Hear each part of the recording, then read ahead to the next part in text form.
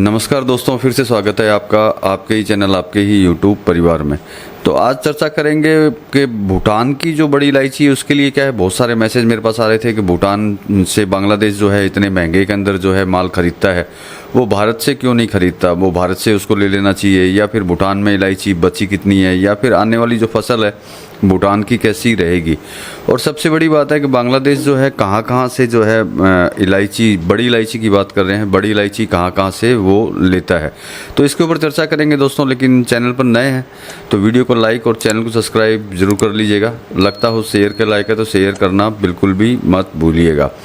तो देखिए, बहुत सारे लोगों की इन दिनों के अंदर वापस जैसे कि भाव वगैरह नहीं आते हैं तो आदमी के दिमाग में कुछ न कुछ चलता रहता है। तो अब सारी चीज़ें उठ करके आ रही हैं भूटान से की कि भैया भूटान में कितनी फसल है, वहाँ से माल भारत में आता है कि नहीं आता है।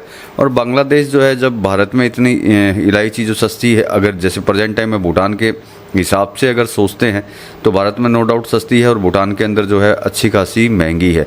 तो मतलब भूटान से इलायची क्यों लेता है बांग्लादेश, इसका कारण क्या है। तो देखिए, इसके कारण के ऊपर चर्चा अब स्टार्ट करते हैं, क्योंकि आपको पता होना चाहिए, जिससे कि आपको ये ध्यान रहे कि भूटान की इलायची जो है भारत में कितनी आती है और बांग्लादेश सबसे ज़्यादा क्यों लेकर के जाता है। क्योंकि आप लोगों के दिमाग में हमेशा ये चीज़ चलती रहती होगी कि भैया जो भारत के अंदर जो भूटान की इलायची जो आ रही है, साथ में बांग्लादेश भी लेकर के जा रहा है। और वो भी जो मैंने कल आपको बताया था कि 2-3 महीने पहले 1650 रुपये में इंडियन करेंसी के अंदर, आईसी के अंदर जो है बांग्लादेश जो है भूटान से कंटिन्यू बाइंग कर रहा था। तो देखिए, इसका सबसे बड़ा कारण है, अगर आप एक्सपोर्टर हैं तो शायद आपको पता होगा, और एक्सपोर्टर नहीं है तो मैं आपको बता देता हूं कि अगर वो इंडिया से लेता है तो उसकी ड्यूटी जो है बहुत ज़्यादा है। मतलब कि मान लीजिए वो अगर 1400 में भी ख़रीदता है वो, तब भी जा कर के उसको 1400 की खरीदी हुई चीज़ जो है बांग्लादेश को 2000 से ऊपर लगेगी। मतलब कि ड्यूटी जो है भारत से लेने से बहुत ज़बरदस्त तरीके की ड्यूटी उनको लगती है। लेकिन बांग्लादेश और भूटान का एक कोलैबोरेशन है, एक यूँ समझ सकते हैं कि उनका आपस में एक सर्कुलर इशू हो रखा है, जिससे कि अगर बांग्लादेश अगर भूटान से कोई बड़ी इलायची नहीं, मतलब भूटान से लेने वाली कोई भी चीज़ एग्रो कमोडिटी के अंदर, चाहे जैसे कि वहाँ से ऑरेंज भी लेते हैं वो लोग, और भी बहुत सारे आइटम्स वहाँ से भूटान से जो है बांग्लादेश जाते हैं, तो भूटान से जाने वाली चीज़ के ऊपर किसी तरह की ड्यूटी बांग्लादेश गवर्नमेंट नहीं लगाती है, ड्यूटी जीरो हो जाती है। तो अब देखिए, अगर उन्होंने 1650 में भी ख़रीदा है बांग्लादेश वालों ने, तो उनको वो सस्ता ही पड़ा है, महंगा नहीं पड़ा है। वही अगर भारत से लेते तो उनको बहुत ज़्यादा महंगा पड़ता, वो 1650 नहीं 2000 से ऊपर जो है उनकी इलायची जो है हो जाती। तो मतलब इसका कहने का तात्पर्य सीधा सा है इसका कि भूटान से अगर वो लेते हैं किसी तरह का भी प्रोडक्ट, चाहे वो इलायची हो या कुछ और, तो उसके अंदर बांग्लादेश गवर्नमेंट जो है ड्यूटी नहीं लगाती है, इंपोर्ट ड्यूटी जिसको बोलते हैं। और भारत से अगर आइटम जाता है तो बांग्लादेश उसके ऊपर ड्यूटी लगाता है। इसी कारण से जो है वो इलायची जो है हमेशा वहाँ से ही खरीदते हैं। और मैक्सिमम बांग्लादेश जो है इलायची, और भूटान की मैक्सिमम इलायची बांग्लादेश की तरफ चली जाती है। अब देखिए, फसल की बात जो है बात करते हैं भूटान की, तो आने वाली फसल मैंने कल भी आपको बताया था कमज़ोर है।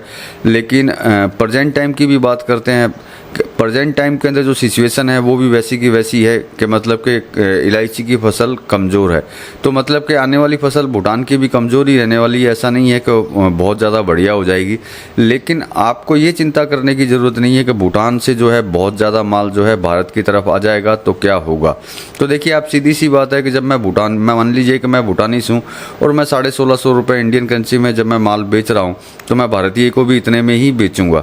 तो जब वहाँ पे इतनी रेट होगी और उसके बाद में भी भारत में अगर माल आता है, तो आप सोच सकते हैं कि भूटान की इलायची का रेट जो है हमेशा हाई रहेगा। तो मतलब कि इसके अंदर आप ये नहीं विचार कर सकते कि अगर भूटान से अगर ज़्यादा इलायची अगर भारत के बाज़ारों में पहुंच जाती है तो प्राइस में कोई प्रॉब्लम क्रिएट हो सकती है। किसी तरह की कोई प्रॉब्लम जो है क्रिएट नहीं होगी, क्योंकि वहाँ की इलायची ऑलरेडी वहीं पे भूटान में ही कॉस्टली है, महंगी है। तो भारत आने के बाद में और ज़्यादा महंगी हो जाएगी।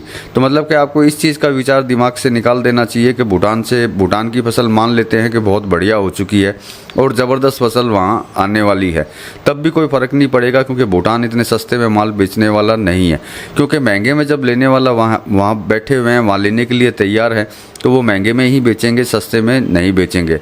अब मान लेते हैं भारतीय व्यापारी अगर कोई जाता भी है वहाँ और माल लेता भी है, या फिर कोई भी व्यापारीगण के अलावा भी अगर कोई माल लेता है तो मतलब कि वहाँ रेट जो है हाई ही मिलनी है, क्योंकि वहाँ की क्वालिटी भी अलग है और रेट भी हमेशा वहाँ की हाई रहती है।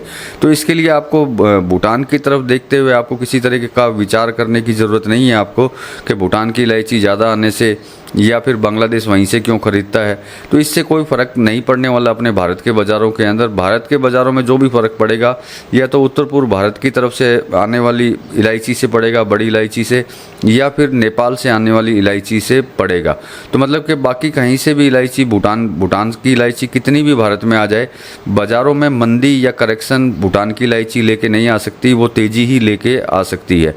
क्योंकि जब रेट ज़्यादा रहेगा तो निश्चित बात है कि वो करेक्शन लेके आ ही नहीं पाएगी। क्योंकि जब मान लीजिए आज की बात ही करते हैं, 3 महीने बाद की नहीं, आज ही अगर मान लीजिए 1650 में अगर कोई माल खरीद करके भारत लाएगा तो उसके ऊपर के खर्चे भी बहुत हैं। क्योंकि ये जो रेट होती है जो मैं आप लोगों को बताता हूँ, चाहे वो नेपाल की रेट हो या भूटान की, वो सारी की सारी रेटें जो हैं किसानी माल की होती हैं, मतलब वहाँ के स्पॉट प्राइस की रेट होती है। उसके ऊपर भी जो है बहुत लंबे चौड़े खर्चे लगते हैं। उसके बाद ये भारत के अंदर पहुँचती है तो 1650 का माल अपन मिनिमम भी मान लेते हैं तो 1700 रुपये इंडिया में आकर के, भारत में आकर के गिरेगा। तो निश्चित बात है इस रेट से ही आप अंदाज़ा लगा सकते हैं कि भूटान की कोई भी इलायची भारत में आने से भारत के मार्केट को तोड़ेगी नहीं, वो ना ही करेक्शन में लाएगी ना ही मंदी में। नो डाउट तेज़ी के अंदर ही आने के चांसेस जो हैं उसके अंदर ज़्यादा बना हुआ रहेगा। अब सबसे बड़ी बात है कि बड़ी इलायची जो है, मतलब भूटान की जो बड़ी इलायची है, भारत में क्या कितनी आती है या फिर नहीं आती है। तो देखिए भारत में इलायची आती है, उसमें कोई डाउट नहीं है। आपको पता होगा भूटान की क्वालिटी भूटान गोल्ड जो होती है वो बिल्कुल अलग तरह की क्वालिटी होती है, जो राउंड गोल तरीके की, गोल मतलब राउंड होती है गोल, तो वो अलग तरीके की है, अलग उसका मार्केट बिल्कुल अलग है और वो हमेशा हाई रेट के अंदर ही चलती है, कभी भी लो रेट में नहीं चलती। लेकिन ये बात मैं आपको इसलिए बता रहा हूँ कि जिस कमोडिटी का मतलब बड़ी इलायची में जैसे आप जो ट्रेड कर रहे हैं, देखिए जो व्यापारी हैं जो इसका काम रेगुलर करते हैं उनको तो इस चीज़ के बारे में पता है, लेकिन जो नॉर्मल बंदे जो इसके अंदर बड़ी इलायची में काम कर रहे हैं उनको ये जानकारी रहनी चाहिए कि भूटान की इलायची का एक मार्केट भारत के अंदर बिल्कुल अलग है, डिफरेंट मार्केट है। और जिस इलायची में आप काम करते हैं बड़ी इलायची में, वो मार्केट बिल्कुल अलग है, उनके बायर भी अलग हैं और उनके सेलरों की तो कोई बात नहीं, सेलर तो सारे वही हैं जो बड़ी इलायची बेचते हैं, लेकिन उनको ख़रीदने वाली कैटेगरी बिल्कुल ही अलग है और वो हमेशा से ही तेज़ी में चलता है और आगे भी वो हमेशा तेज़ी में ही चलेगा। तो मतलब मेरे कहने का तात्पर्य सिर्फ इतना ही है कि भूटान की इलायची को लेकर के आपको किसी तरह की कोई परेशानी नहीं होगी, चाहे वो कितनी भी भारत के बाज़ारों में पहुँचे। मतलब कि भूटान की इलायची आने से किसी तरह का कोई भारतीय बाज़ार जो है, इंडियन मार्केट जो है कमज़ोर नहीं होगा।